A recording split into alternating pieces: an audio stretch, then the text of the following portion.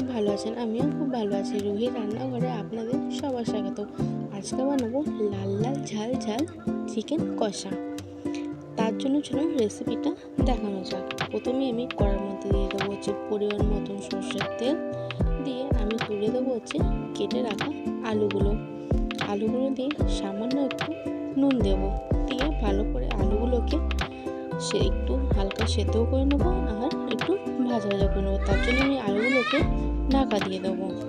মাংসর মধ্যে যদি আলু না দেওয়া হয় তাহলে তো মাংস খাওয়াই যায় না, আলুটা মোস্ট ইম্পর্টেন্ট। এরপর আমি এদিকে কেটে নিয়েছি পেঁয়াজ কুচি, টমেটো কুচি আর লঙ্কা কুচি দিয়ে মাংসটা আমি ধুয়ে রেখে দিয়েছি। এদিকে নিয়ে নিয়েছি আদা, রসুন, কাঁচা শুকনো লঙ্কা আর পেঁয়াজ দিয়ে ভালো করে আমি মশলাটাকে বেটে নিয়েছি। এরপর আমার আলুগুলো লাল লাল করে ভাজাও হয়ে গেছে। এবার আলুগুলো আমি তুলে নেব, দিয়ে এরপর আমি ওই তেলের মধ্যে দিয়ে দেবো গোটা গরম মশলা, এলাচ, লবঙ্গ, দারচিনি, তেজপাতা আর সামান্য চিনি দিয়ে কেটে রাখা পেঁয়াজগুলোকে তুলে দেবো, দিয়ে সামান্য একটু পেঁয়াজের মধ্যে নুন দেবো, দিয়ে ভালো করে পেঁয়াজটাকে ব্রাউন করে ভেজে নেব। যখন পেঁয়াজটা ব্রাউন করে ভাজা হয়ে যাবে তখন ওর মধ্যে তুলে দেবো বেটে রাখা মশলাটা, আদা, রসুন, পেঁয়াজ আর শুকনো লঙ্কা বাটাটা দিয়ে ভালো করে আমি আবারও একটু মশলাটাকে নেড়ে চেড়ে নেবো। এরপর ওর মধ্যে দিয়ে দেবো হলুদ গুঁড়ো, নুন, জিরে গুঁড়ো, লঙ্কা গুঁড়ো আর আমি একটু চিকেন মশলা দিয়েছিলাম, দিয়ে ভালো করে মশলাগুলোকে আমি একসাথে কষিয়ে নেব। মশলাটা কিন্তু ভালো করে কষাতে হবে যতক্ষণ না মশলা থেকে তেলটা ছাড়ছে। এরপর আমি দিয়ে দেবো কেটে রাখা টমেটো। আমি এখানে দুটো বড় বড় টমেটো দিচ্ছি, আর হ্যাঁ, পেঁয়াজ পরিমাণ আমি 6 থেকে 7টা বড় পেঁয়াজ কুচি করে দিয়েছি আর বেটেও দিয়েছি।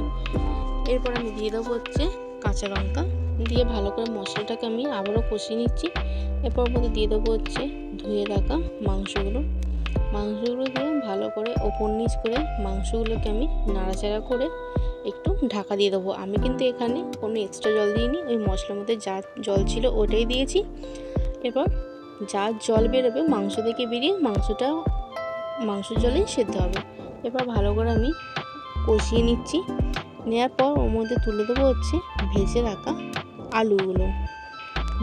আলুগুলো দিয়ে আবারও ওপর নিচ করে আমি ভালো করে নাড়াচাড়া করে নেবো।